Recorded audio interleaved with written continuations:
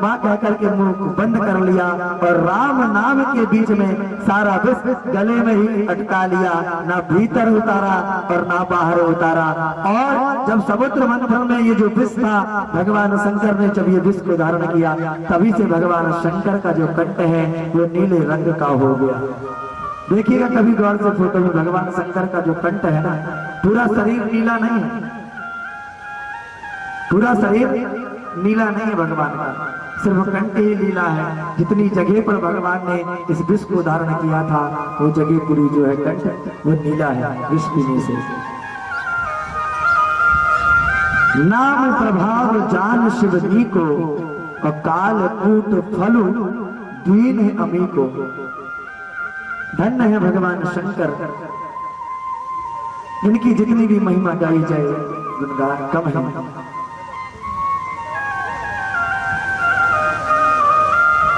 परीक्षित जी साधुओं का आभूषण है। भगवान शंभु ने समाज के संकट को दूर करने के लिए विष पीना स्वीकार किया है, और वह कंठ पर जो नीला चिन्ह बन गया, वह उनके परमात्मा का एक दिव्य आभूषण उन्हें प्राप्त हो गया है। समस्त देवबंद भोलेनाथ की जय जयकार बोलते हुए पुनः समुद्र मंथन करने आए, और अब की बार जब मंथन किया तो कामधेनु गाय प्रकट हुई। बोले गौ माता की, तो ऋषियों को दान कर दी गई। पुनः मंथन करने पर चंद्रमा प्रकट हुआ, तो भोलेनाथ ने कहा कि अगर विष निकला था तो हमें पिलाया था, तो चंद्रमा भी हम अपने मस्तक पर ही धारण करेंगे, जिससे भोलेनाथ चंद्रमौली बनकर के आज चंद्रमौली बनकर के संसार में पूज रहे हैं। बोले चंद्रलेश्वर महादेव की, चंद्रमौली महादेव की।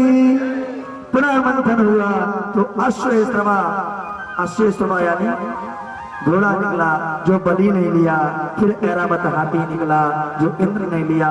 पुनः मंथन हुआ तो कौस्तुभ मणि निकली जो नारायण के कंठ में स्थापित हुई।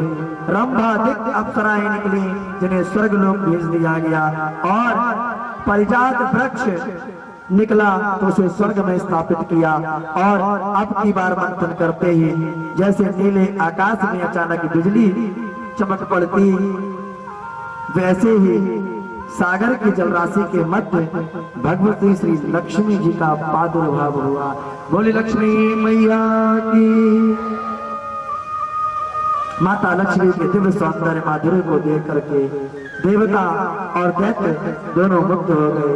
भगवान बोले एक काम करो, सब पत्ती बद्ध होकर के बैठ जाओ, वरमाला इनके हाथ में है, जिसे चाहेंगी उसे पहना देंगे। एक पंक्ति में दैत्य, एक पंक्ति में देवता, और एक पंक्ति में बड़े बड़े महात्मा जी लोग चमेटा गाड़ करके बैठ गए। लक्ष्मी मैया ने वरमाला लेकर के संतों की पंक्ति में प्रथम प्रवेश किया, तो सबसे आगे बैठे थे महात्मा दुर्वासा मुनि, और दुर्वासा जी को देख करके भगवती लक्ष्मी विचार करने लगे। निश्चित रूप से तपस्वी है, पर क्रोध में इन्होंने विजय प्राप्त नहीं की है, इनकी नाक पर ही गुस्सा जो है वो रखा रहता है, इसलिए प्रणाम करके आगे बढ़ गए। इस प्रकार एक एक करके सब कोई ना कोई दोष दिखाते हुए लक्ष्मी जी आगे बढ़ते गई। भगवान शंभु का दर्शन किया तो विचार करने लगी, माँ लक्ष्मी तपस्वी तेजस्वी भी है और भोले भाले भी हैं, पर इनका वेश बड़ा अमंगल है। यतो भयम पुत्रचा सोय मंगलम, इसलिए प्रणाम करके आगे बढ़ गए। और भगवान नारायण सबसे अलग थलग बैठे हैं, तो नारायण प्रभु को देखते ही लक्ष्मी जी मंद मंद मुस्कुरिया में मुस्कुराने लगी और सोचने लगी कि स्वभाव से भी सुंदर है और स्वरूप से भी सुंदर है, सब कुछ मंगल रूप है, बस थोड़ी सी कसर यहाँ ये भी है कि मैं इन्हें माला कैसे डालूं। सभी संतगण मौजूद थे और कहने लगे, मंगलम भगवान विष्णु, मंगलम करुण ध्वजा, मंगलम पुंडरीकाक्षो, मंगलाय तनो हरे। माता लक्ष्मी ने भगवान नारायण के ऊपर जयमाला डाली। बोले लक्ष्मी नारायण भगवान की जय। और लक्ष्मी का स्वरूप है जो हाथ धोकर के उनके पीछे पड़ता है उसे खूब नचाती है, और जो लक्ष्मी की उपेक्षा करके बैठ जाता है लक्ष्मी जी उसके पीछे पड़ जाती हैं। लक्ष्मी ने नारायण प्रभु को ही चुना। अब तो साक्षात उनकी बागमयी प्रतिमूर्ति बन गई। सुखदेव जी ने कहते हैं परीक्षित, अब समुद्र मंथन जब आगे हुआ तो वारुणी प्रकट हुई जो दानवों ने ग्रहण की। अपना मंथन होते ही साक्षात भगवान धन्वंतरी अमृत का कलश लेकर के प्रकट हुए हैं। बोले धन्वंतरी भगवान की जय। और इसी समुद्र मंथन के अनेक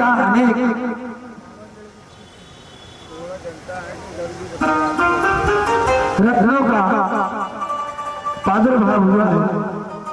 बड़ा भारी घोर संग्राम चला है।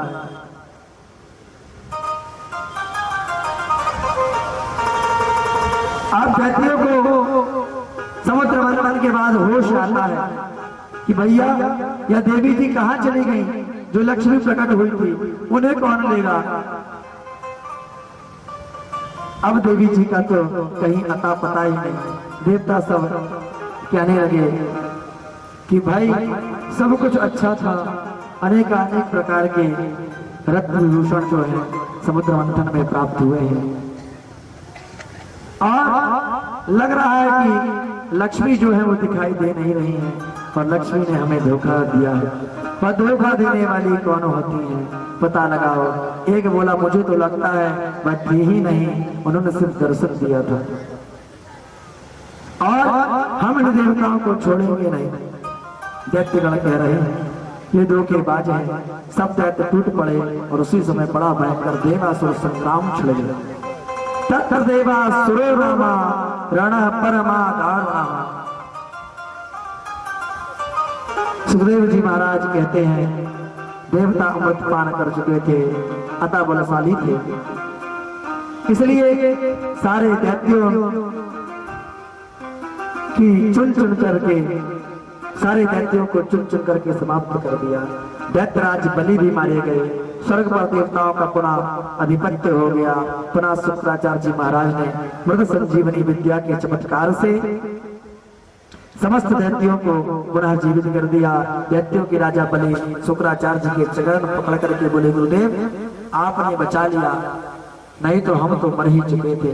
अब कुछ ऐसी कृपा दृष्टि करो कि न देवताओं को इसका सारा फल दिया जाए। शुक्राचार्य जी बोले देखो उनके पक्ष में नारायण हैं, तुम्हारे पक्ष में गुरु जी हैं, चिंता मत करो। यदि मेरी बात ठीक ठीक मानते हो तो उनके पक्ष तो अब मैं तुम्हें स्वर्ग के सिंहासन पर बैठा सकता हूँ। मेरे पास सब देवताओं की काट है पर इस नारायण की कोई काट नहीं है, और उसका एक ही समाधान है कि नारायण जो है ब्राह्मणों के अनन्य भक्त हैं। यदि तुमने भी ब्राह्मणों की भक्ति स्वीकार कर ली तो फिर नारायण तुम्हारा कुछ भी अहित नहीं करेगा। बलि बोला अच्छा ठीक है महाराज, अब तो ब्राह्मणों की बड़ी बड़ी दंडवत होने लगी। ब्राह्मण भोले भाले गदगद होकर के बोले बोलो महाराज बलि क्या चाहते हो। बलि ने ब्राह्मणों से कहा महाराज बस आपका आशीर्वाद चाहिए। जो ब्राह्मणों ने अपने अपने तपोबल के प्रताप से एक तेजोमय रथ का निर्माण किया और आशीर्वाद स्वरूप दैत्यराज बलि को प्रदान किया। ब्राह्मण ने कहा बलि यदि तुम्हारे सामने इंद्र भी आ जाए तो उसे भी पराजित ही होना पड़ेगा, ये हम ब्राह्मणों का आशीर्वाद है। अब तो बलि गदगद हो गए और उस तेजोमय रथ में बैठ करके स्वर्ग पर आक्रमण बोल दिया। उस रथ से इतना दिव्य तेज निकल रहा था कि देवता तो उसे देखने में भी समर्थ नहीं हो सके थे। अपने गुरुदेव बृहस्पति जी से कहा गुरुदेव इतना तेज बलि में बृहस्पति ने ध्यान लगा करके कहा देवता इस समय बलि का सामना त्रिभुवन में कोई नहीं कर सकता, क्योंकि ब्राह्मणों का तप इनके साथ है, भलाई इसी में है कि भाग जाओ। तब तो सब देवता स्वर्ग छोड़ करके भाग गए और स्वर्ग पर बलि का अधिपत्य हो गया। शुक्राचार्य जी ने श्री शुक्राचार्य जी ने कहा, देखो देख बलि, अब शीघ्रता से एक काम करो, अपना बहुमत सिद्ध कर लो और फिर तुम्हें इस गद्दी से कोई हटा नहीं सकता। कैसे? गद्दी पर वही बैठता है जो 100 यज्ञ पूर्ण कर लेता है, वही सतक्रतु बनता है। और तुम अदिति, तुम वो यज्ञ पूर्ण कर लो। बलि ने नर्मदा नदी के तट पर, बलि ने नर्मदा तट पर, जो यहाँ तिलवारा घाट, जो तिलवारा घाट है या जिलहरी घाट है मुझे अच्छे से याद नहीं, वहां पर राजा बलि जो है, वहां पर उन्होंने अश्वमेध यज्ञ को पूर्ण किया है ना। तिलवारा पे जिलहरी घाट में ऐसा कुछ घाट है, कंफर्म नहीं हो पा रहा है। नर्मदा के तट पर, नर्मदा जी तो अमरकंटक से लेकर के गुजरात तक बही, पर धन्य है ये संस्कार धानी कि राजा बलि ने भी अपना अश्वमेध जो यज्ञ है उसे भी इसी संस्कार धानी के नर्मदा तट पर पूर्ण किया है। नर्मदा नदी के तट पर एक के बाद एक यज्ञ प्रारंभ कर दिए। उधर देव माता अदिति बेचारी दुखी है कि मेरे बच्चे दर दर भटक रहे हैं। कश्यप जी ने कहा है कि देवी तुम्हें एक व्रत करना होगा, फाल्गुन गुण श्यामले पक्षे द्वादशा पयो व्रतः। यह व्रत फाल्गुन मास में शुक्ल पक्ष में किया जाता है। 12 दिन तक मात्र दुग्धाधार करके नारायण की उपासना की जाती है। इसी प्रयोव्रत का तुमने ठीक से पालन किया तो तुम्हारा मनोरथ सिद्ध होगा। तब तो अदिति मैया ने पयोव्रत का पालन प्रारंभ किया और पयोव्रत के प्रभाव से प्रभु प्रसन्न हुए और अदिति मां के गर्भ में पधारे। कालांतर में भादव मास के शुक्ल पक्ष द्वादशी के दिन अभिजित मुहूर्त मध्याह्न 12 बजे अदिति के गर्भ से भगवान बावन का प्रादुर्भाव हुआ। बोले बावन भगवान की। तम बटुक भावना दुष्टा मोदमाना महर्षः कर्माणि करिष्यमासु पुरस्ता प्रजापते। बटुक बावन उंगल के बटुक महाराज जिनका की आज प्रादुर्भाव हुआ है। भादव के महीने की शुक्ल पक्ष की द्वादशी तिथि अभिजित मुहूर्त मध्याह्न 12 बजे अदिति के गर्भ से भगवान वामन का प्रादुर्भाव हुआ। बोले वामन भगवान की।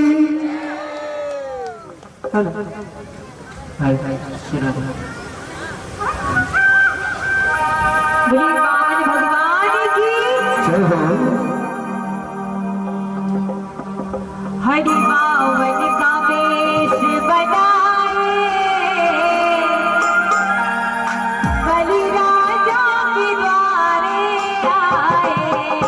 हरि बावन का वेश बनाए बलि राजा के द्वारे आए।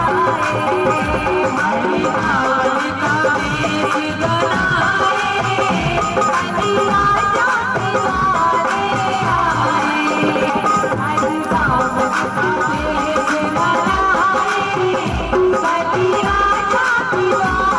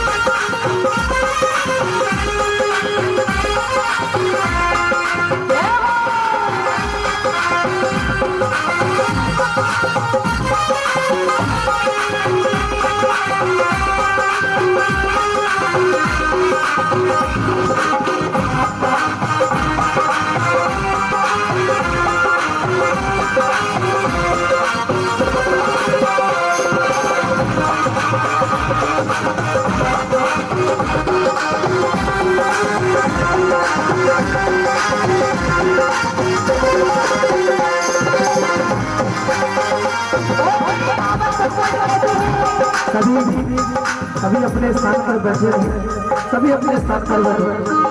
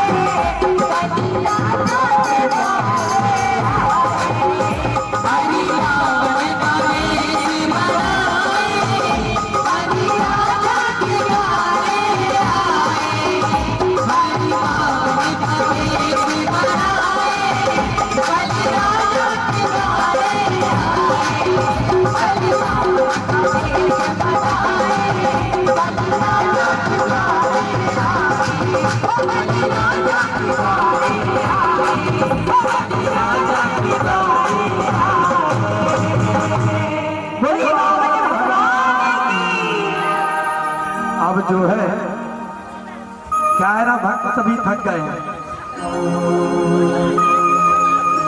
मैंने पहले दिवस ही बताया था कि आप तालियां बजाएंगे तो खुजली होगी, और खुजली होगी तो क्या होता है, हाथों में खुजली होती है तो क्या होता है भक्तों, बताओ मेरी माँ, पहले दिन आप सबने सुना था, क्या होता है, पैसा आता है। मुझे लगता है जबलपुर संस्कार दानी के सभी भक्त करोड़पति, किसी को पैसा नहीं चाहिए। सभी लोग क्या करते हैं, धीरे धीरे धीरे देखते हैं, महाराज जी ने भजन चालू करा दिया, अब तो वो देख नहीं रहे, उन्होंने ऐसे किया, बजाते बजाते बजाते बजाते वो हाथ को नीचा कर दिया। भक्तों मैं देखूं या ना देखूं, पर आज मैंने इसीलिए बिहारी जी को ऊपर किया है थोड़ा सा, कि इनकी नजरों से कोई बच ना पाए। हे बिहारी जी, अब अपने नैनों के कैमरे में उन सभी के हाथों को कैद कर लेना।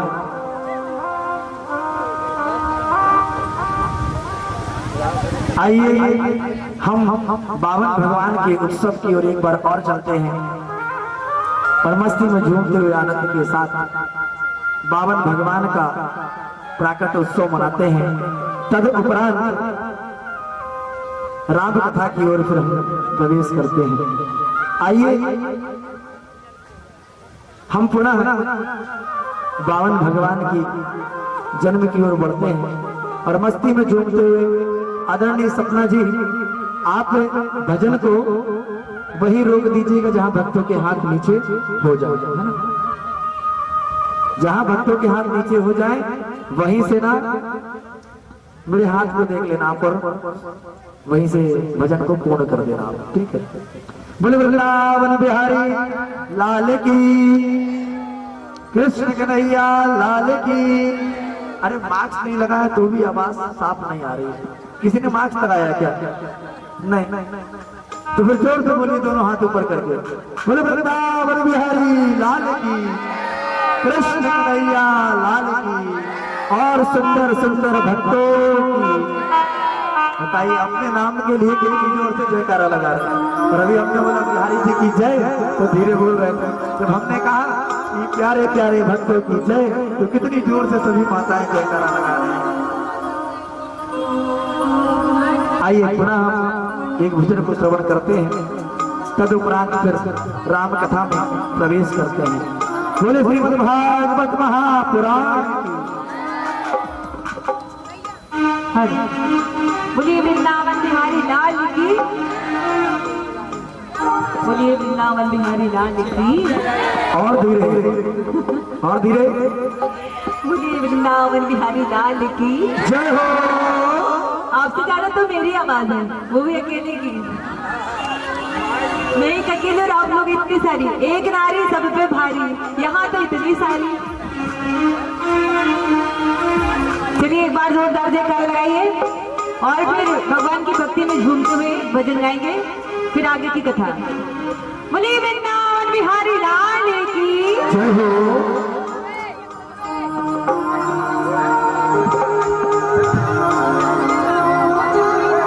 सावरी सूरत पे मोहन।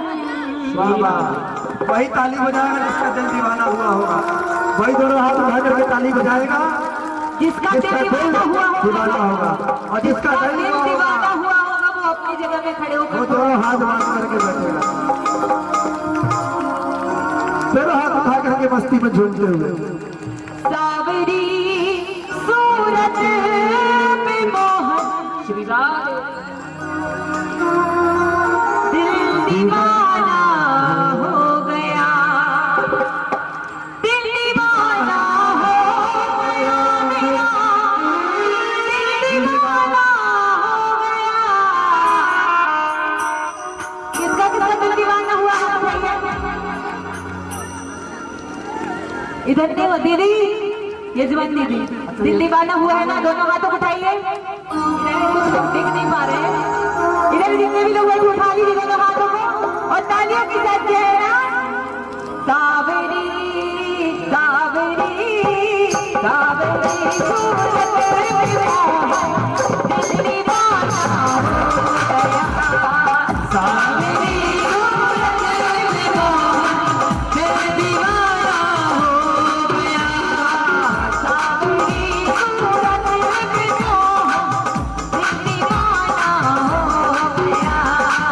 सावरी सूरत पे मोहन, दिल दीवाना हो गया। दिल दीवाना हो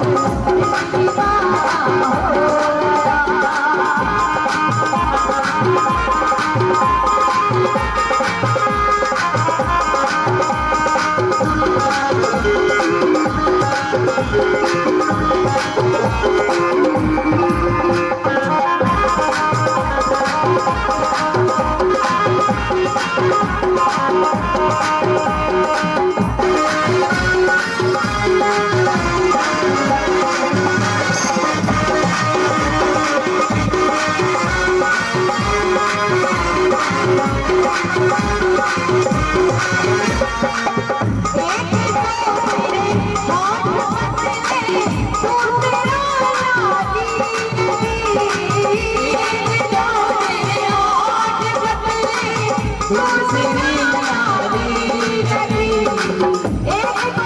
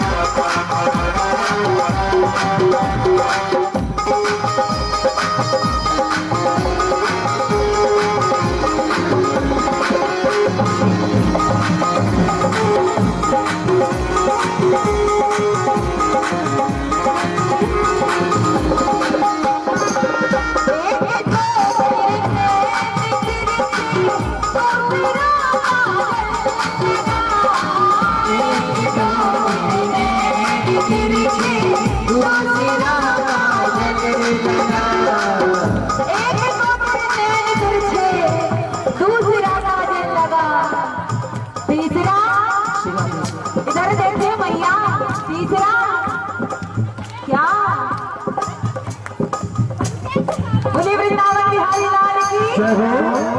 तीसरा तीसरा तीसरा नजरे मिलाना दिल दीवाना हो गया।